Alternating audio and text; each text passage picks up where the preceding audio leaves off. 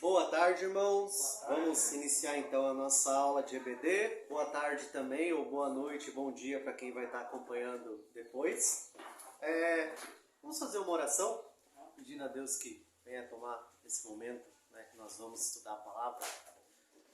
Senhor, primeiramente agradecemos porque o Senhor nos trouxe até aqui, o Senhor nos deu a graça de sermos salvos pela tua misericórdia. Oro pedindo que aqueles irmãos que estão vindo, que o Senhor venha guardá-los, venha livrá-los de todos os males, todas as ações adversas, e que, Deus, nós venhamos ter uma boa escola bíblica, assim como também um bom culto. Amém. Peço que o Senhor nos dê sabedoria e que tudo que seja falado aqui seja falado para que nós possamos honrar e glorificar o teu nome. É o que eu te peço em nome de Jesus. Amém. Amém. Amém? Amém. Hoje então nós vamos começar o capítulo 2 do nosso livro. O capítulo 2, a página dele não tem aqui, mas é a 33, tá? Então vocês provavelmente vão achar a 34 e a 35, volta uma página, 32. Conheça o verdadeiro Deus. Antes de mais nada, esse capítulo aqui ele vai estudar sobre os atributos de Deus. E sendo que essas duas primeiras aulas, nós vamos ver um pouquinho sobre a questão da revelação, né, como Deus revelou, tanto os atributos dele, né, de maneira ali, a revelação geral e a revelação especial. Por que eu estou dizendo isso? Quando uma pessoa ela se diz ateia, ou seja, ela não crê em Deus, às vezes a gente tem uma percepção um pouquinho simplória do que é isso. A pessoa é ateia, ela não acredita em Deus. Mas na verdade ela não acredita também numa série de outras coisas, inclusive até mesmo atributos morais dela, que implica ela não crê num Deus, não crê em alguma coisa. Então eu estava lendo um livro que é bem interessante, vou deixar aqui como recomendação, Não Tenho Fé o Suficiente para Ser Ateu. Bem legal esse livro, ele vem falar sobre algumas questões do ateísmo, né? Algumas questões morais, algumas questões filosóficas, junto com um bom embasamento bíblico também. Então é um livro bem legal.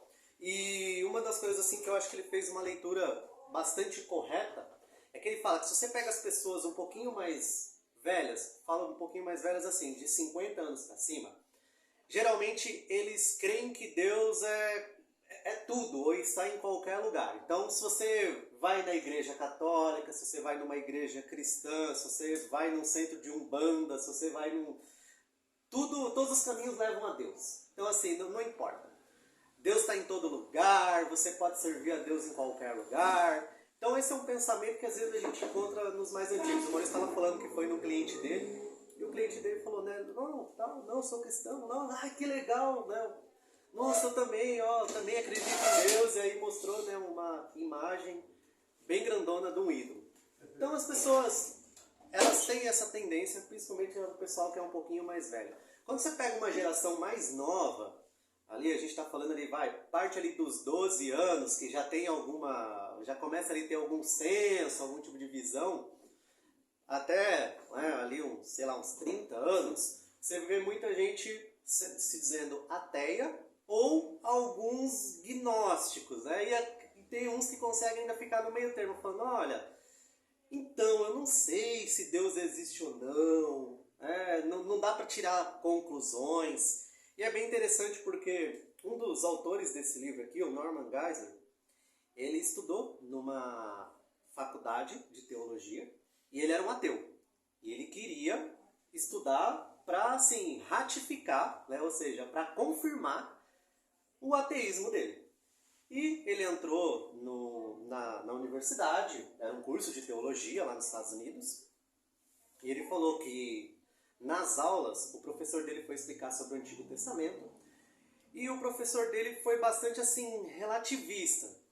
Ele falava, olha, tem isso aqui e tal, é fantasioso, isso aqui não se aplica, tá vendo tal história, então não é bem assim. E quando ele foi chegando ali no final do semestre, ele foi perguntar para esse professor, então professor, né? E aí, Deus existe ou não? É a pergunta. E ele falou que a resposta do professor dele foi bastante surpresa. Ele falou, então, não sei, não tenho argumentos suficientes para dizer que existe, ou que ele não existe. Nós que somos cristãos, nós cremos que assim, gente, se você fala isso, provavelmente, né, assim, você crê que ele não existe. Já parte logo desse pressuposto, é melhor você ficar, vamos assim, do outro lado. Por quê?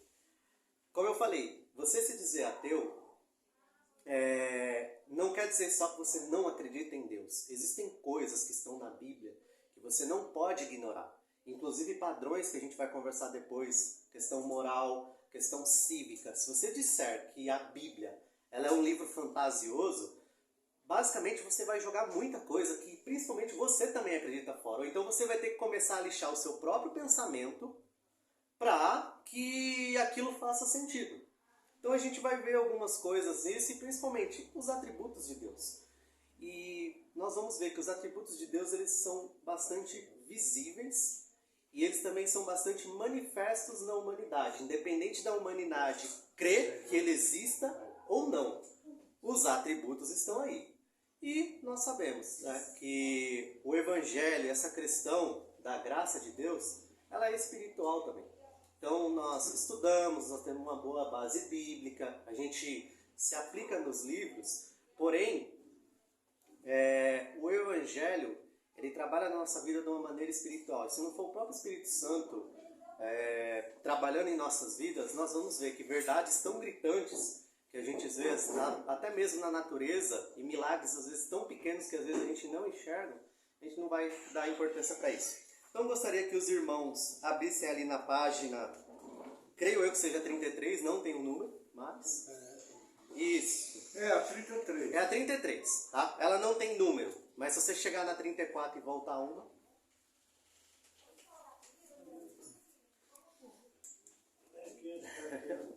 O outro?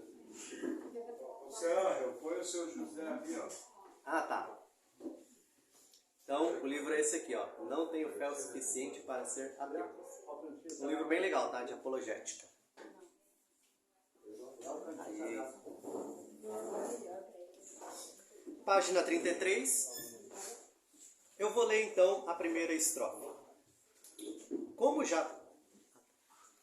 Me diz uma coisa, esse livro aí é fácil da gente comprar? É fácil, tá? É fácil. Ele, assim, não foi um livro caro. Ele custou aí uma média de uns 30, 32... Esse livro foi 54. 54. Então, desculpa, esqueci. Então, o livro não é tão barato assim. Mas ele é um livro fácil de se achar, tá?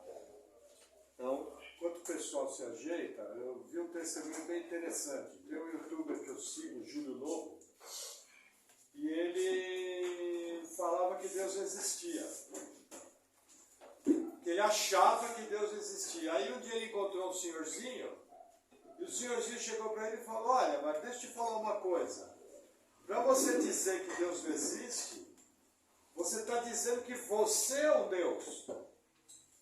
Aí ele olhou e falou, mas por quê? Ele falou, porque é simples. Você está me dizendo que em todos os lugares desse universo, desse tamanho, você tem certeza que Deus não está lá. Agora, para conhecer todos os lugares do tamanho do universo, você tem que ser um Deus. Aí o Júlio Lobo parou com humildade e chegou falando, não é que é verdade, a partir dali ele parou de falar. Agora, o que o Erasmo falou que tem, os agnósticos, aquele que fala, não sei muito bem. Não, o agnóstico é o seguinte, ele não tem coragem de falar que Deus não existe. Então, mais ou menos, ele fala o seguinte, olha, eu até acho que Deus criou tudo, mas ele não se intromete em mais nada. Ele criou o relógio, deu corda e o relógio está funcionando. E ele não se intromete em mais nada. É uma forma educada de dizer que Deus não é Deus. Porque um Deus que não controla as coisas não é o Deus bíblico. Isso aí, é o deísmo aberto que a gente... Isso. Então, lendo ali a página 33, primeira estrofe. Como já aprendemos, a Bíblia deve ser o padrão pelo qual compreendemos todas as coisas, a lente pela qual enxergamos o mundo. Se crermos nisso, somos levados a pensar. O que encontramos na Bíblia sobre a pessoa de Deus? Quem é o Deus da Bíblia? Então, como nós bem falamos no capítulo anterior, boa parte dele, tudo aquilo que Deus ele quis revelar-se ao ser humano, ele revelou-se através da palavra da Bíblia. E nós então vamos começar a entender como ele se revelou e o que ele quis revelar a nós também, que são os próprios atributos e quem que ele é. E quando nós imaginamos isso, a gente vai ter um vislumbre, tá? Porque como nós somos um ser extremamente limitado perante Deus, então tem coisas que às vezes a gente olha alguns atributos e fala assim, mas meu Deus, eu não tenho, por exemplo, o ser humano ele não consegue entender que Deus é um Deus infinito, porque para nós tudo tem que ter um começo ou um fim, ou a gente não consegue enxergar quando uma coisa não tem começo ou não tem fim. E Deus, ele tem um desses atributos, ele é um Deus infinito.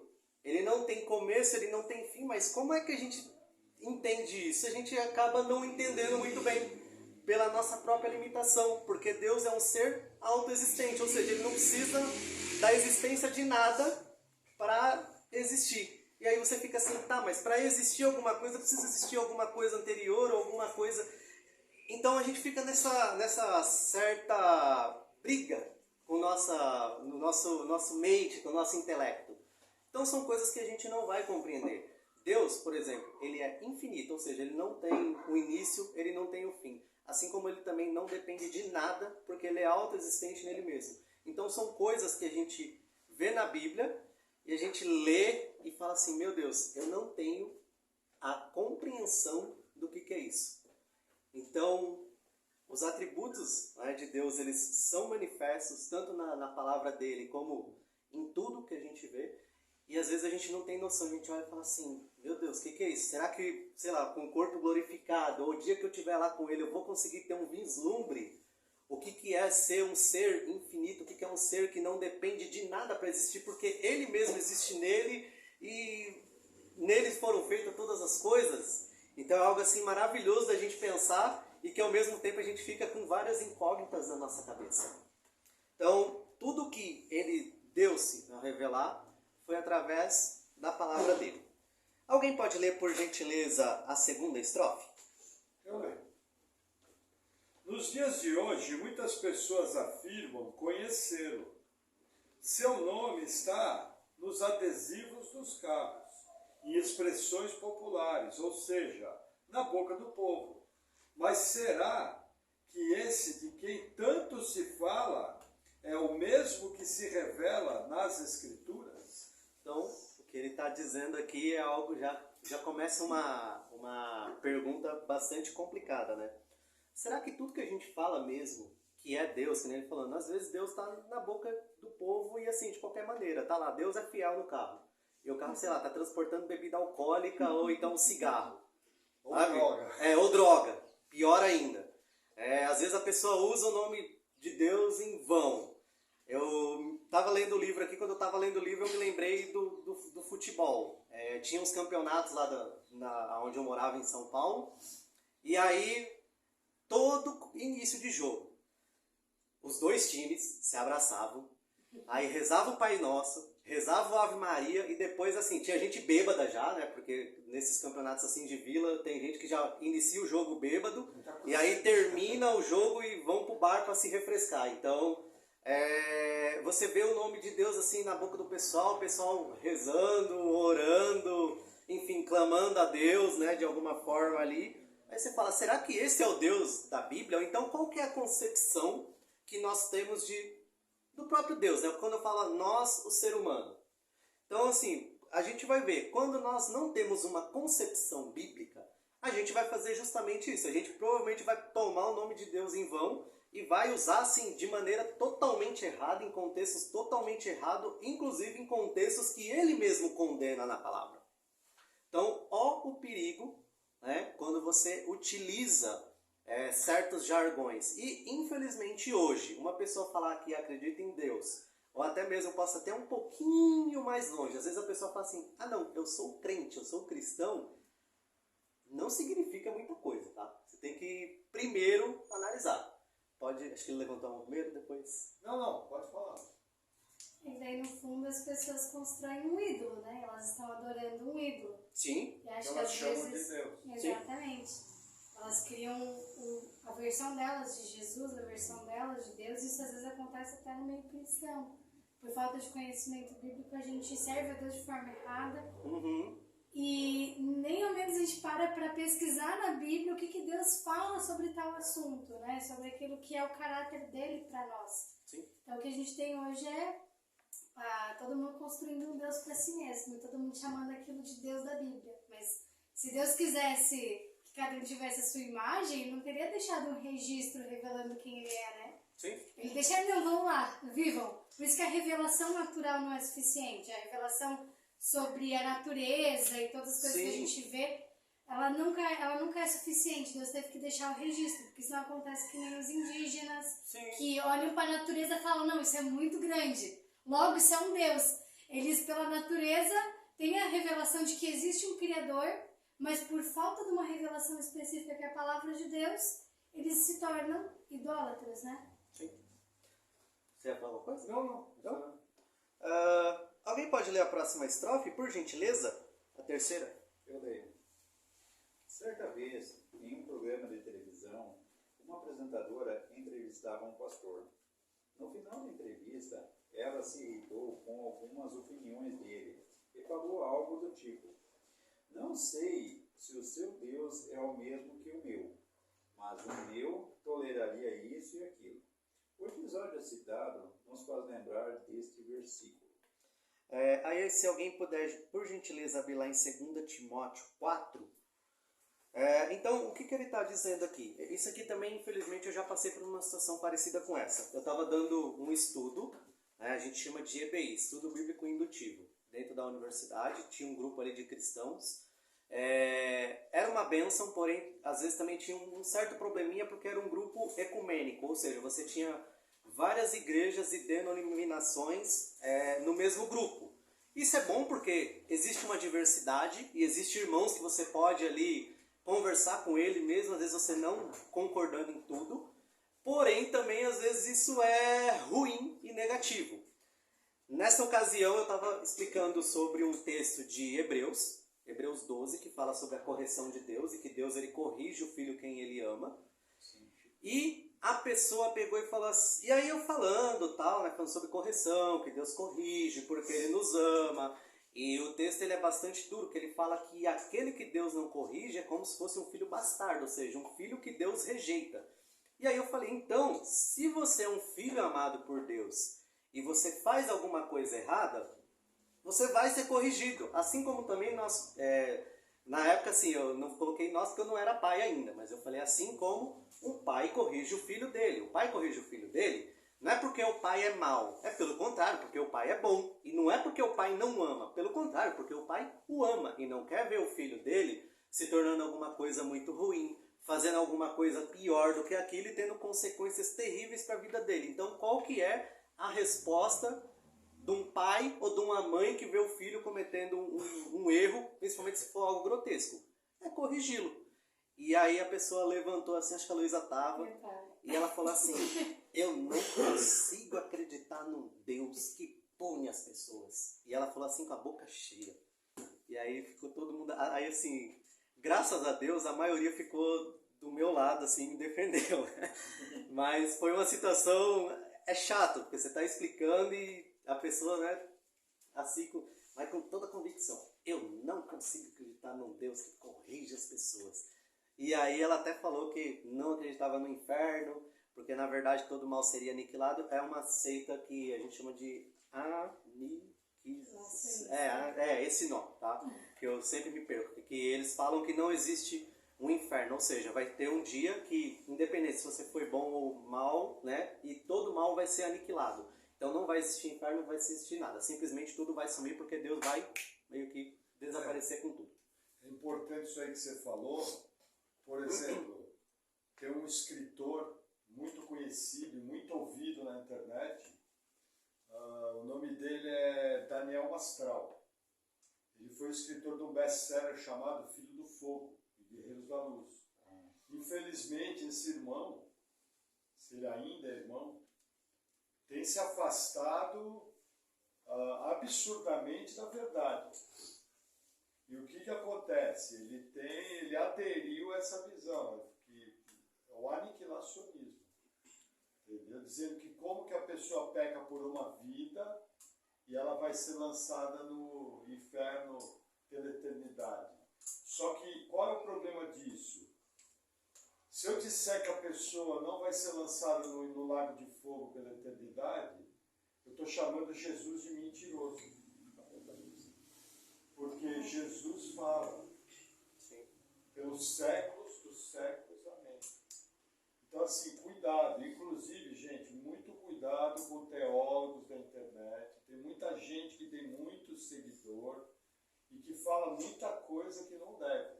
Por exemplo, eu como pastor, às vezes eu vejo um trabalho ou outro, mas veja, eu sou um pastor, eu sou um estudioso da Bíblia, a gente tem maturidade para julgar, entendeu? Então assim, cuidado, tem muita gente falando que não deve. Uma das principais é essa, eu não acredito num Deus que faz isso.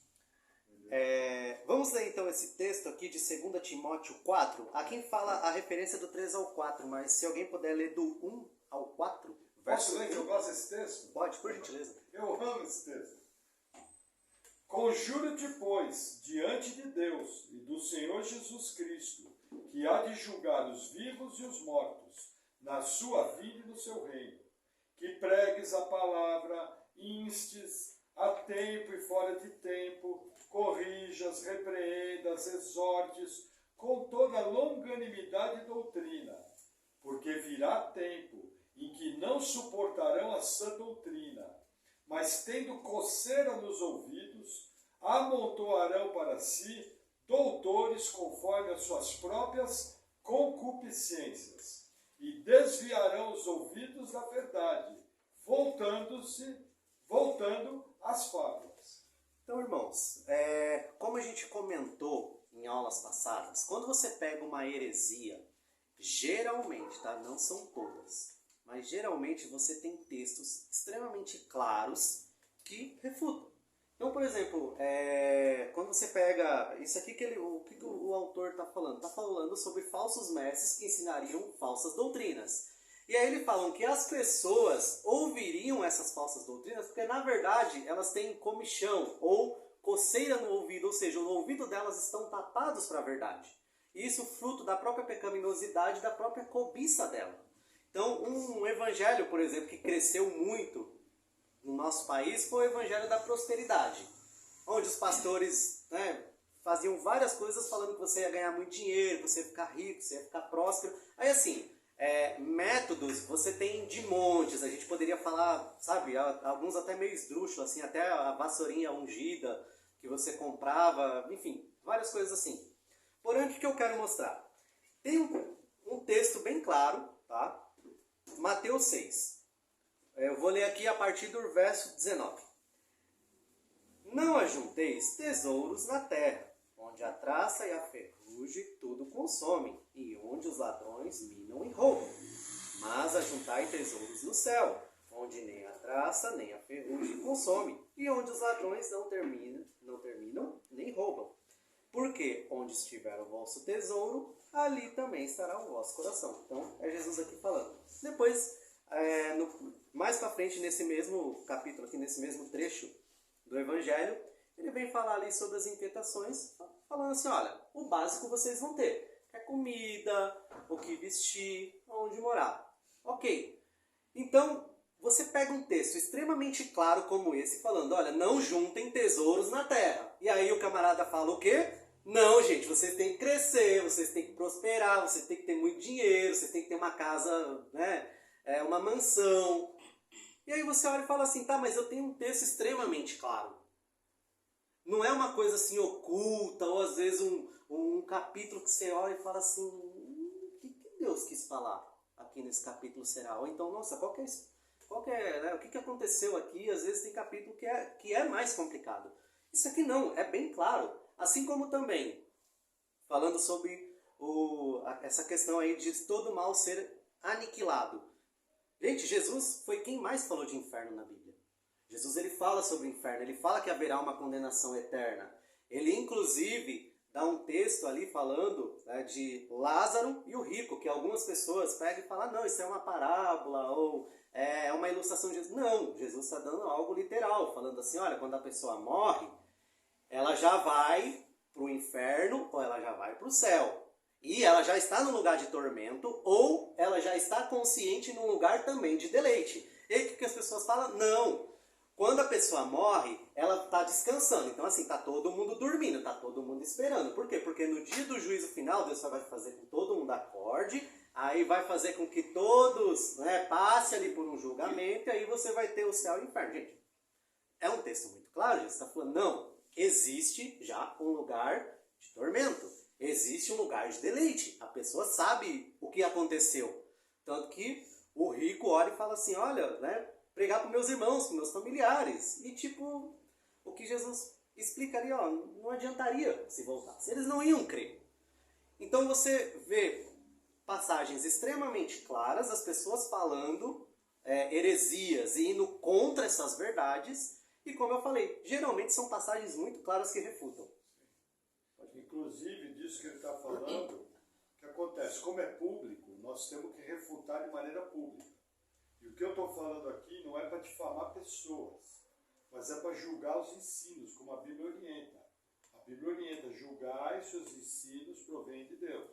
Então, por exemplo, que uma pessoa que é muito conhecida hoje em dia, eu gosto dele como pessoa, acho ele uma pessoa sincera, porém eu entendo que ele está sinceramente errado. Que é o caso daquele arqueólogo adventista, o Rodrigo Silva. Eu ouço ele apenas como arqueólogo. Como pastor, a teologia dele é furada. Entendeu? Então você precisa saber dividir, separar as obras das pessoas. Entendeu? Não estou questionando aqui se nasceu de novo ou não, não é isso. Mas por que é importante você saber? Você corre o risco de, na internet, ouvir pessoas que vão te ensinar coisas erradas.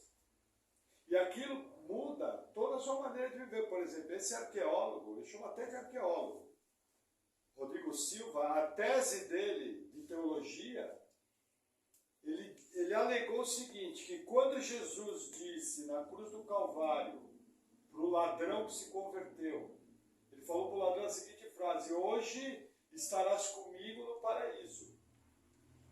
O que quer dizer hoje estarás comigo no paraíso? Alguém pode interpretar? Hoje eu estaria com ele no paraíso. Nossa, vocês são teólogo.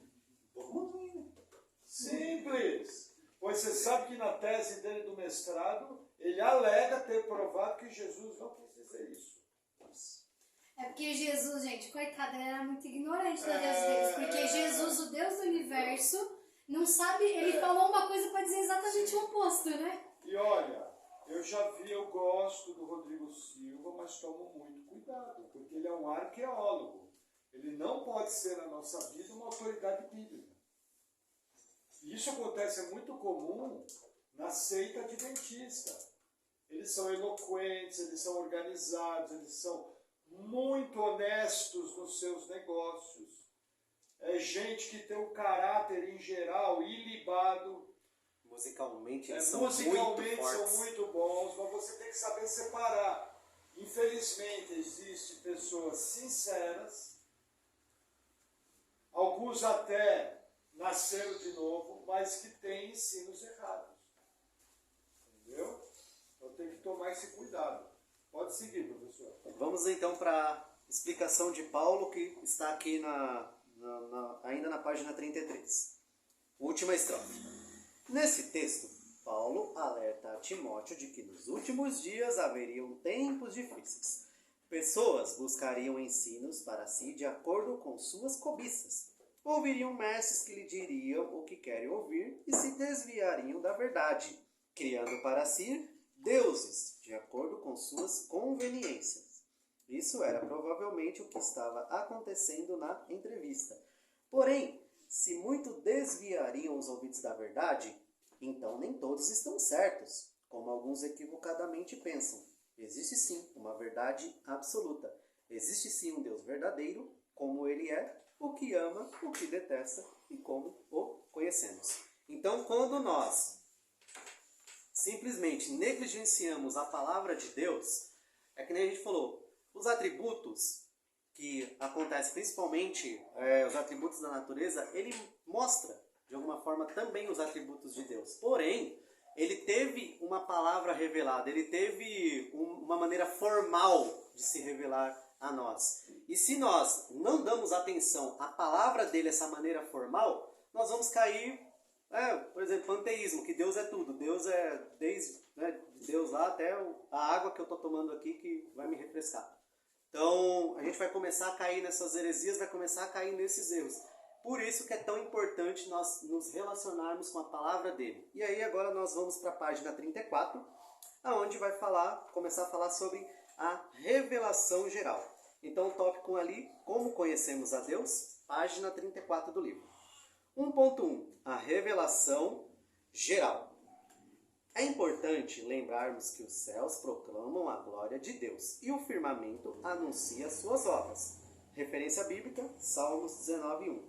Ou seja, ao observarmos a criação, já nos é revelado que existe um Criador. O design inteligente do universo aponta para o seu arquiteto, de maneira que só de contemplarmos tudo em nossa volta, já nos tornamos indesculpáveis diante dele. Se alguém puder, por gentileza, abrir em Romanos 1, esse é um texto bem importante para nós. Vou continuar aqui. Portanto, nesse contexto, não temos argumentos suficientes para sermos ateus diante da sublimidade da criação. Alguém, por gentileza, pode ler? Eu vou pedir para ler Romanos 1. Eu gostaria que começasse do 18 ao 20. Por favor. Posso ler? Por gentileza, então, meu amor. Porque do céu se manifesta a ira de Deus sobre toda impiedade e injustiça dos homens, que detêm a verdade em injustiça. Porquanto o que de Deus se pode conhecer, nele se manifesta, porque Deus lhe o manifestou. Até o 20? Isso, por favor. Porque as suas coisas invisíveis, desde a criação do mundo, tanto o seu eterno poder como a sua divindade, se entendem e claramente se veem pelas coisas que estão criadas, para que eles fiquem inexcusáveis. Então, inexcusáveis é indesculpáveis. Tá? Isso. Uhum. Então, o que a palavra aqui está falando? Que Deus, ele se mostra através de coisas, dos atributos dele, através da natureza e através de toda a criação dele. De forma que nós não vamos ter depois a desculpa de falarmos assim, nossa, mas eu não sabia que tinha um Deus, porque a própria criação já revela que existe algo. E é bem interessante porque eu estava seguindo ele é um engenheiro aeroespacial, né? Ele tem algumas coisas ali que ele fala que eu usava, e ele é ateu, ele se diz ateu. E aí teve um dia que ele estava fazendo uma live lá e alguém perguntou assim para ele, falou, você crê que existe vida em outros planetas? Eu achei muito interessante como ele começa. Ele falou assim, olha, eu não acredito. Assim, eu não acredito que exista vida em outro planeta. Porque a Terra, ela é aí assim, ele é ateu. Então olha o que ele falou. A Terra é um conjunto de impossibilidades e um conjunto de improbabilidades acontecendo ao mesmo tempo. Então, assim, é impossível que tem, porque assim, a Terra tem muitas impossibilidades e improbabilidades acontecendo ao mesmo tempo. Então, aí ele começou a falar assim, algumas coisas que, enfim. Então, assim, na visão dele, é como se assim, acontecesse um monte de erro, um monte de coisa que são improváveis, um monte de coisa impossível para que alguma coisa possível se tornasse realidade, por ele ser ateu. Então, assim, a negação de Deus faz até mesmo ele ser extremamente impreciso. Olha que coisa assim que você olha e fala, Não era só mais fácil, às vezes você fala assim, não, existe um Deus que criou, e criou tudo de uma maneira assim, muito perfeita, que tudo se encaixa, e que tem coisas que são misteriosas. Pra você ter uma ideia, se eu não me engano, o ser mais simples que nós conhecemos, né, provavelmente é um tipo de ameba, que ele é unicelular, ele tem aproximadamente 1000 livros de conhecimentos que foi extraído desse ser. Então, assim, um ser que é simples, é considerado o mais simples. Imagina um complexo que nem nós, seres humanos. Então, é uma série de coisas que, assim, você tem que fechar os olhos para dizer assim, não existe um Deus. Isso assim, gente, tem que ter fé. Você tem que ter muito mais fé do que uma pessoa que só simplesmente ela crê. Porque você vai ter que acreditar num monte de coisa que aconteceu. É a inclinação da Terra, é distância, é a vida do carbono, é como o nosso corpo se... É tudo de, assim, é um conjunto quase que infinito, né? É muito grande, de coisas que acontecem e que torna o simples, vamos dizer assim, o simples fato de ter vida do nosso planeta é muita coisa. Então, assim, só de você pegar e falar assim, não existe um Deus, você vai ter que negar, ou então você vai ter que acreditar em muito mais coisas do que você falar assim, não, existe um Deus. Ele fez, ó, eu não conheço quem é, mas, assim, existe um Deus. Que tem alguém fora. Tipo assim, ó, isso aqui que aconteceu, alguém tem que ser o responsável. Não é possível. E aí aqui ele vai dar um exemplo, né, bem legal de como seria isso numa prática aqui mais no nosso contexto. Pode falar, irmão? É mais ou menos aquela coisa. Tudo que eu vejo é impossível que isso tenha ocorrido do nada para ser o que é, mas eu sou birrento, eu sei que Deus existe, mas pela minha birra eu não admito. É mais ou menos isso. Porque não dá. Deixa eu dar um exemplo disso aí que você falou. Semana passada vocês viram no grupo que faleceu aquele irmão, o presbítero Adalto Lourenço. A Luísa mandou a foto. A gente deve muita coisa àquele irmão.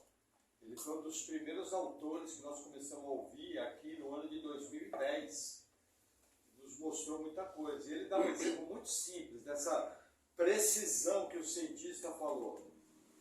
Você não acha o dia curto, às vezes, 24 horas? Não tem dia que seria bom que tivesse 30? Se vira, você trabalha um monte. Tá? Olha que interessante, se o dia tivesse 30 horas, os países que estão no inverno, boa parte deles congelaria durante a noite. E os países que estão no verão, apenas com esse pequeno número de horas, boa parte das plantações queimariam pelo sol. Até o tamanho do dia, esse ciclo verão-inverno está no limite. Tanto é que você vê, a Antártida e o Polo Norte são congelados, porque eles estão bem nesse limite. Esse eu acho que é o exemplo mais simples que a gente tem e que explica essa precisão que aponta para uma mente por trás de tudo.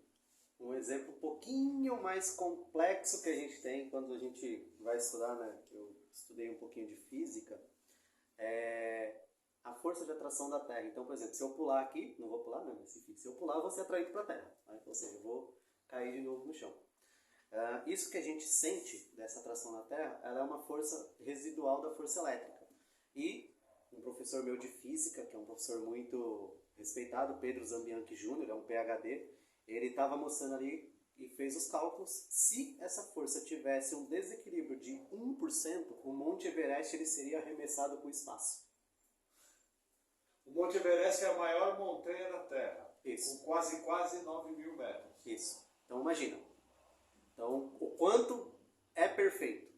Né? Então, para a gente negar a existência de Deus é bem O cara complicado. pode até falar que não gosta de igreja. Eu costumo separar assim. O cara fala, ó, não gosta de igreja, não gosta de Bíblia. Eu até entendo. Ele está sendo entregue ao próprio desejo. Agora, dizer que não tem uma mente criadora num universo tão complexo, o cara precisa ter fé. Aí, Tem mais fé do que eu. Aí ele vai dar um exemplo aqui, né? Vamos dizer assim, num dia a dia nosso. Alguém pode ler, por gentileza, a segunda estrofe? Eu vou ler. O Rodrigo está com o livro aí? Leia pra gente, irmão. Imagine chegar em sua casa e encontrar um bolo de chocolate. Você se perguntaria de onde veio esse bolo.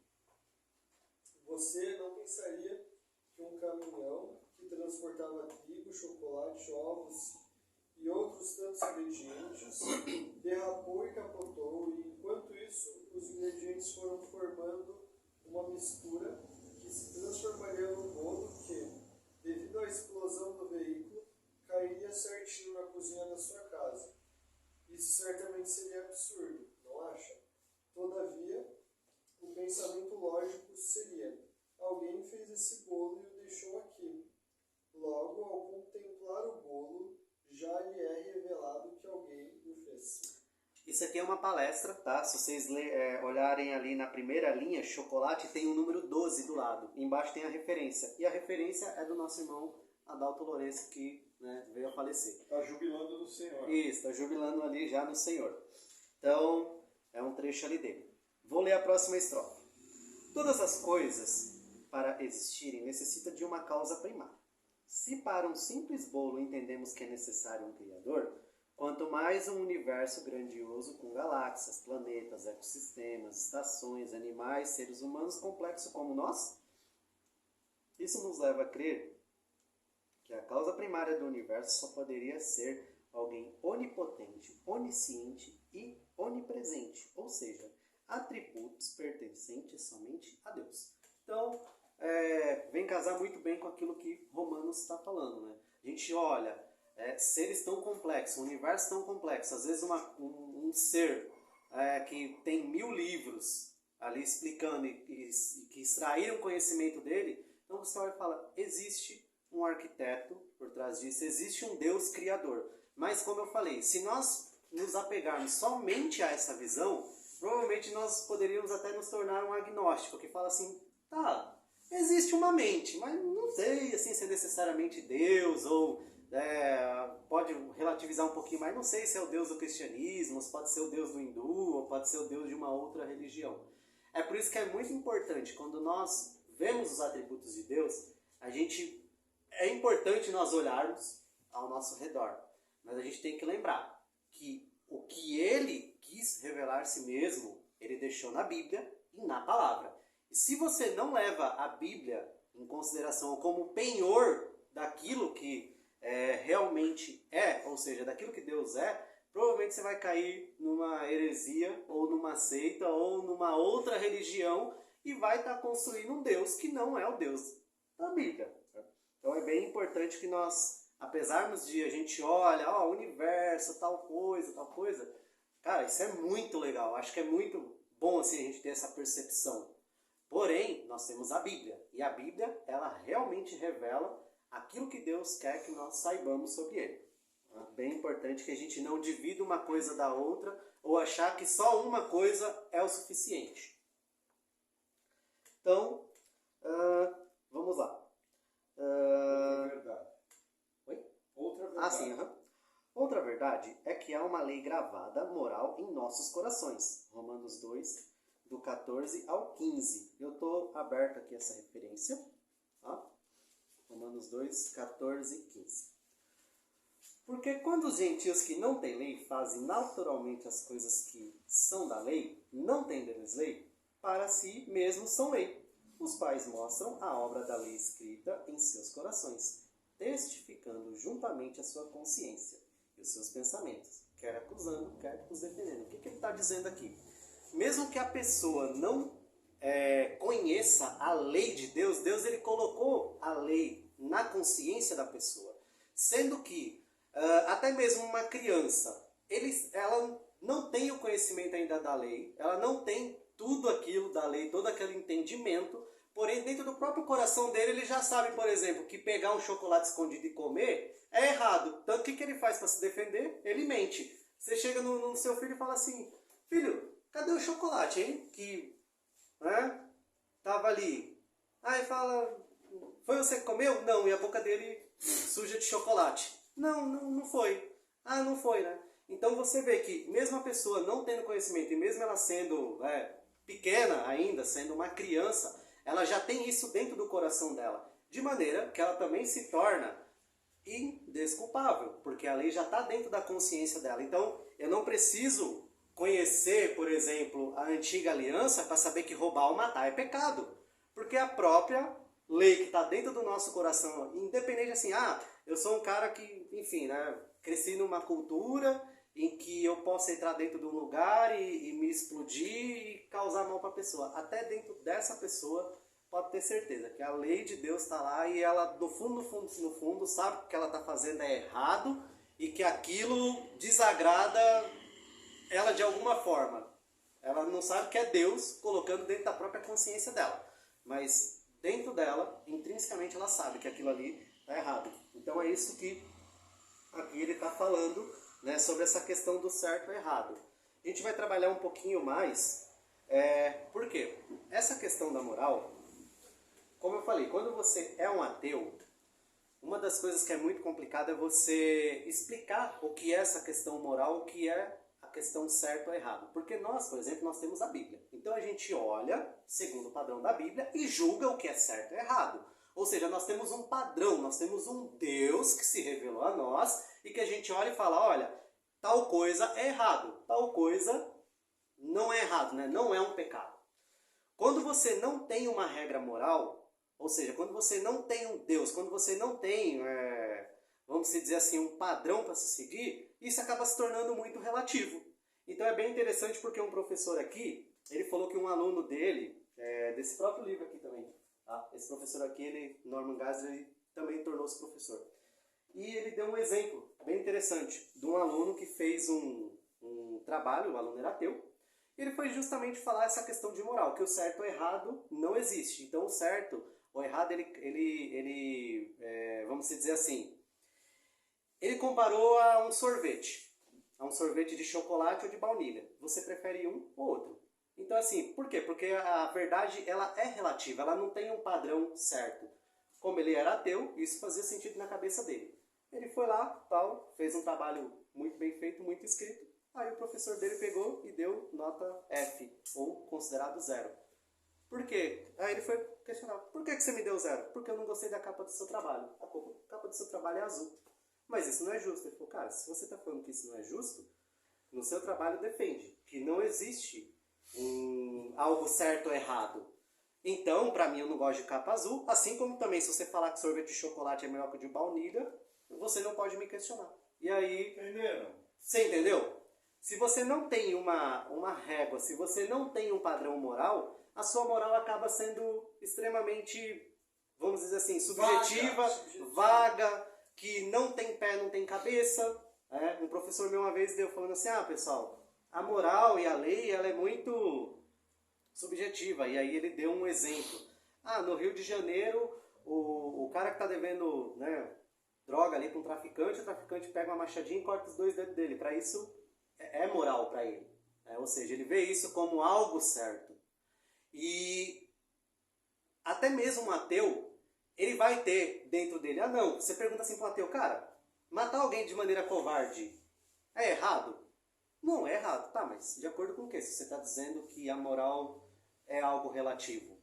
Então você matar alguém dolosamente, ou seja, sem motivo nenhum, de maneira covarde, não é pecado, não é errado. Porque se a sua lei moral ela não tem um parâmetro, ela não tem um padrão, então assim, matar alguém de maneira covarde pode ser certo sim, porque eu posso interpretar, então é certo.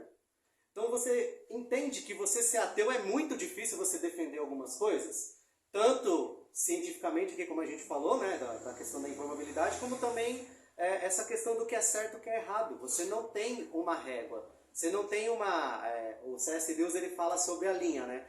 Você não sabe se a sua linha é uma linha torta, se você não tem uma linha reta como parâmetro. Então eu posso fazer assim, eu posso fazer uma parábola e falar assim, isso aqui é uma linha reta. Aí você fala, tá, mas baseado no quê? Agora, se você tem uma linha reta que diz que aquele seu arco ali que você desenhou não é uma linha reta, você tem um parâmetro dizendo, não, ó, a linha reta é isso aqui. É o que o cristianismo faz. O cristianismo, ele pega a palavra de Deus, aquilo que Deus se revelou, e ele existe uma verdade absoluta, ou seja, a verdade ela não é relativa. Não é que nem outras religiões que falam assim, não, mas a verdade cada um adota uma. Tá, então vamos aplicar então esse pensamento da verdade cada um adota uma no nosso padrão moral. Aí a gente pode falar, por exemplo, que, sei lá, uma pessoa que roubou um monte, ela tá certa, porque não existe moral, e se eu acho que roubar um monte, ou então, sei lá, explodir um lugar cheio de gente inocente também não é errado, porque, né? Não, por que você acha isso? Não, eu acho que não é, então não é. Então acaba sendo coisas assim extremamente frágeis até mesmo. Por isso que eu falei, quando você fala com uma pessoa não crê em Deus, não é só ela falar assim, não, eu não acredito em Deus, ela vai ter que ignorar muitos aspectos até mesmo da vida dela, do que diz ali o que é certo e o que é errado. Se ela não tem um padrão moral para comparar, ela também não pode fazer essa comparação. Acho que alguém levantou a mão. Pode falar. E essa questão da moral daí entra também na questão do valor de uma pessoa. Se não tem moral nenhuma, nem certo e errado, e, por exemplo, quem falou isso, eu posso simplesmente falar para o cara, então é o seguinte, eu posso te matar agora e isso não vai ter problema nenhum. Não, eu aceito isso como normal. Então essa questão do certo e errado é uma coisa, tipo, a gente tem que ter uma noção como a gente tem morte, tem um caminho, e nesse caminho são assim, todas as leis ali, a regra que a gente deve seguir. É que assim, quando você fala, as palavras às vezes são muito vazias e muito vagas. Você fala assim, não existe uma verdade absoluta. Né? É relativo, cada um pensa de um jeito, você fala, tá, então vamos pegar então o nosso sistema de lei, o que diz que, querendo ou não, nosso sistema de lei, ele é um sistema que julga as nossas ações como certas ou erradas, e inclusive existe punições para isso, a gente rasga. Porque se não existe certo ou errado, a gente deixa para a interpretação de qualquer um. Se aquela pessoa disser que é certo, eu falo, não, eu gostei dessa interpretação. Não, aquela ali não deixa. Então a gente deixa tudo, vamos dizer assim, a Deus dará, e até o nosso padrão moral que a gente fala que, né, é algo extremamente sábio, a gente pega, rasga e fala, não vale. Acaba a sociedade. Na aula que vem, meio deu horário, na aula que vem a gente vai falar do desdobramento desse Romanos 2, que é muito importante. Sim, tá? sim, eu ia falar, mas não, acho que pode falar. Não, é que eu vejo assim que as mentes elas podem ser treinadas também, né? Na questão assim, pessoas que vão ali, claro, que são... Que é aquela coisa assim, Deus escolhe as pessoas, né? Deus já escolheu os dele, né? Mas tem mentes que são treinadas, como a gente vê, né? Que hoje o errado é certo, o certo é errado. E não adianta você discutir com ela, porque ela sempre vai ter razão. Sim. Né? Então, é uma questão assim, meio difícil, né? Tem pessoas que você chega e fala ali, mas não adianta, ela vai acreditar naquilo que ela foi criada daquele jeito, não sei, ou foi treinada lá, porque nem tem lá os que se matam e matam dizendo que aquilo é certo. E não adianta a gente querer discutir com aqueles que eles não vão, né?